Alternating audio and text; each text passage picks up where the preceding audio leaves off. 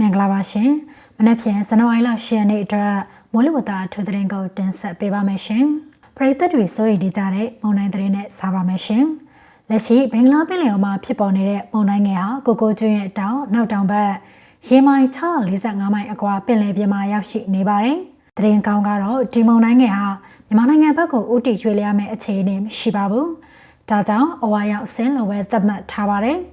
သူကနောက်24နာရီအတွင်းမှာပုံမအကောင်လာနိုင်ပြီးအိန္ဒိယနဲ့သရီလင်္ကာဘက်ကိုအနောက်မြောက်ဘက်ကိုဆက်ပြီးရွေ့လျားသွားမှာဖြစ်ပါတယ်။ဒါပေမဲ့ပင်လယ်ပြင်ခီးသွားတွေသတိပြုဖို့ကတော့မုန်တိုင်းရှိန်ကြောင့်မြန်မာကမ်းရိုးတန်းတစ်လျှောက်မှာလှိုင်းအသေးနဲ့ရှိနေပြီး